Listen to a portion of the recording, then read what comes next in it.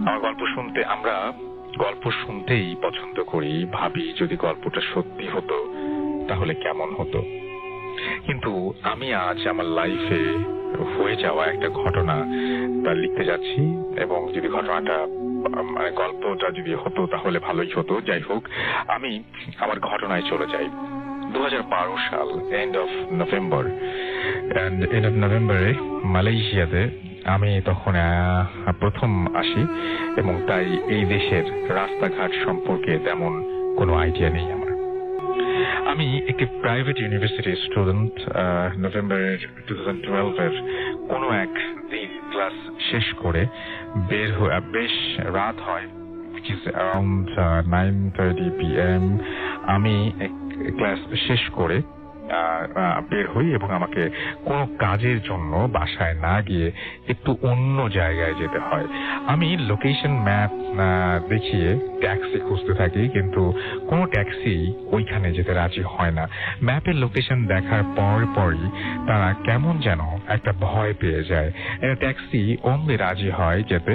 আমি আমি আমি আমি কিছু না বলে তাড়াতাড়ি ট্যাক্সিতে উঠে পড়ি। তখন বেশ রাত। ট্যাক্সিটার পেছনের সিটে ড্রাইভারের ফেসটা খুব ভালো দেখা যাচ্ছিল না, বাট তার কথা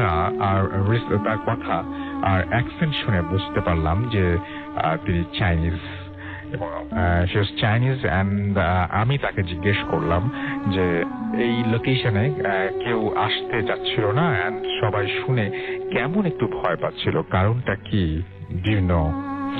ট্যাক্সি ড্রাইভার বেশ ভারী গলায় আমাকে বলল, yes I know, there is a haunted place over there. আমি তাকে জিজ্ঞেস করলাম যে ওই হন্টেড প্লেস সম্পর্কে জানাতে। ট্যাক্সি ড্রাইভার আমাকে বলল যে এই ওয়েতে একটা অ্যাপার্টমেন্ট কমপ্লেক্স আছে, যেটা পরিত্যক্ত একটা জায়গা রয়েছে, একটা কমপ্লেক্স রয়েছে, যেটা 90s-এর কোনো এক সময়ে কোলাপসড হয়ে যায়। ওই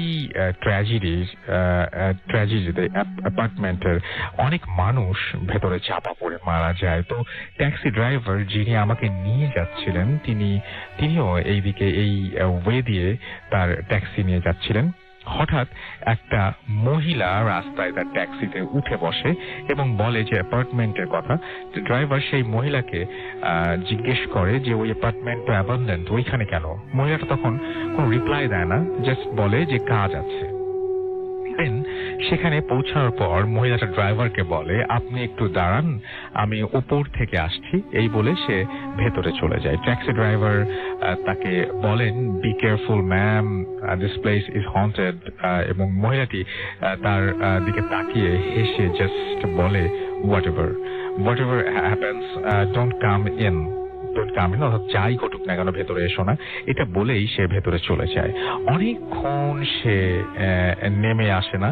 সো ড্রাইভার ভেতরে যায়। গিয়ে ড্রাইভার দেখতে পায় যে ভেতরে একটা মহিলা এক হাত নিয়ে সেই হাত ভেঙে পুরো ফ্লোরের ভেতরে কিছু একটা খুঁজছে, এবং হাতটা ভেঙে হাতটা একটু হামাগুড়ি দেওয়ার মতো করে মনে হয়। ট্যাক্সি ড্রাইভার বুঝতে পারলেন যে এটা তার ট্যাক্সির সেই মহিলা, কারণ ড্রেসটা সেম।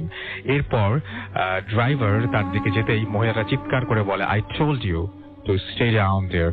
অ্যান্ড মহিলাটা তার ফেসটার দিকে তাকে যেতেই মহিলাটা চিৎকার করে বলে যে আমি তোমাকে নিচে থাকতে বলছিলাম, এবং দেখে যে ড্রাইভারটা খুব, এবং তার ফেসের দিকে তাকাতে ড্রাইভার খুব ভয় পেয়ে যান, কারণ ফেসটা ছিল লাইক কোনো পাথরে পিষে যাওয়া, চোখ খুলে বের হয়ে যাওয়া, গালের একদিক নেই, এবং সেই ওই ভাঙা ফ্লোরটার এক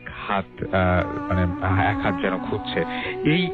এই পর্যন্ত বলে ট্যাক্সি ড্রাইভার থেমে যান। আমি আস্ক করি, এরপর উনি আমাকে রিপ্লাই দেন না, এবং ওই ট্যাক্সি থামিয়ে দেন, দিয়ে আমাকে বলেন আমি আর সামনে যেতে পারবো না। আমি কারণ জানতে চাইলেও সে কিছু না বলে চলে যেতে চায় এবং বলে যেতে পারবো না, বাট আপনি নেমে যান, ওই সামনে আপনার লোকেশন, হেঁটে হেঁটে যেতে পারবেন। আমি ট্যাক্সি থেকে নেমে ফ্রন্ট ডোর দিয়ে মাথা ঢুকিয়ে আস্ক করি, বাট আপনার ঘটনাটা তারপর কি হলো, এন্ড ভাড়াটা কত হলো? বলে রাখা ভালো যে এবার আমি ড্রাইভারের ফেসটা দেখতে পাই। লোকটার চোখটা এত বড় ছিল, এত অস্বাভাবিক বড় ছিল যে এখনই বের হয়ে আসবে মনে হচ্ছিল, এবং আমি যদিও ভেবে নেই যে হতেই পারে। যাই হোক, সে আমাকে বলল I have died in there because of major heart অ্যাটাকের জন্য। তিনি তাই বললেন যে আমি সেখানে মারা গিয়েছি। আমি এটা শুনে আকাশ থেকে পড়ি, বলি যে এটা ফানি ছিল রাইট? সে আমাকে বলে না, বাট আমি ট্যাক্সির মিটার দিকে তাকাতে মিটারে কোনো বিল ওঠেনি।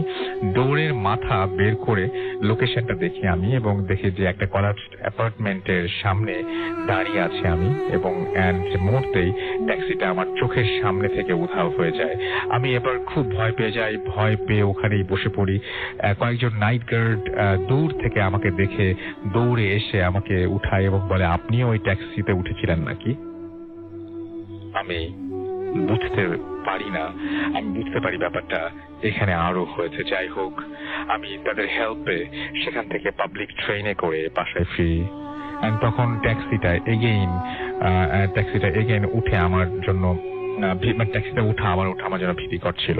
ঘটনাটা এখানে শেষ হলে খুবই ভালো হতো, কিন্তু তা হলো না। আমি বাসায় এসে কাউকে বলি না যে এই ব্যাপারে কিছু একটা হয়েছে। দুদিন পর আমি আমার দুজন ফ্রেন্ডের সাথে ইউনিভার্সিটিতে এটা শেয়ার করি। আর আমার ফ্রেন্ড দুজনই, একজন মালয়েশিয়ান, নাম ফারহান হাজমার, এবং সে আমাকে বলে ইয়েস এমন অ্যাপার্টমেন্ট আছে, বাট ওটা অনেক দিন ধরে অ্যাবান্ডেন্ট।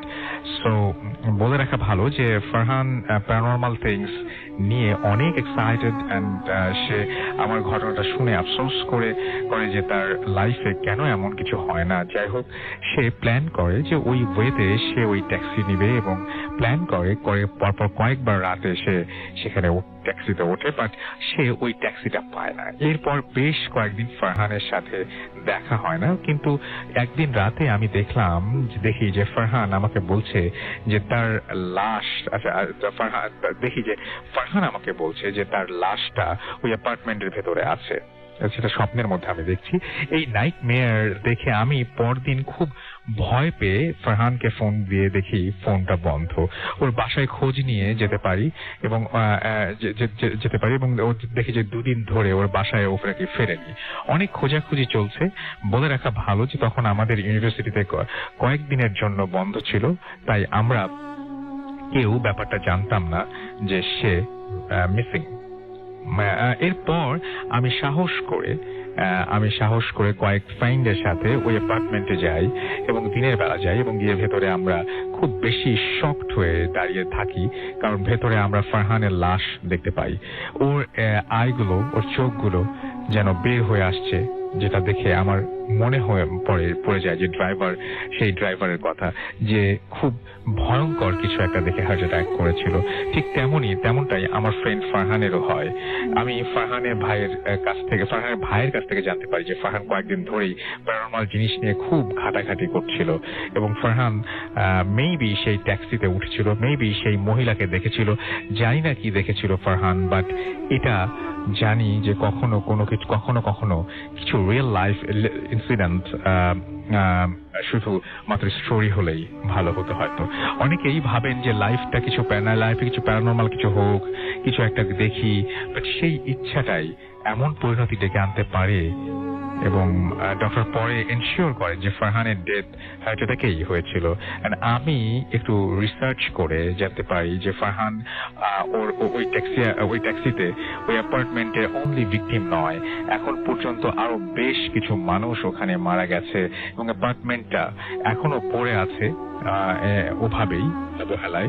বাট কখনো ওয়ার্কাররা ওখানে কাজ করতে কোন ডেভেলপার ওই প্লেসে নিউ অ্যাপার্টমেন্ট বানাতে রাজি হয় না, এবং ফারহানের ডেটটা maybe 9th or 10th December, অর্থাৎ আজকে এইটা হচ্ছে হয়তো মৃত্যুবার্ষিকী। এটা হয়েছিল অ্যাকর্ডিং টু অটোপসি রিপোর্ট। এবং যাই হোক, এই ছিল আমার ঘটনা।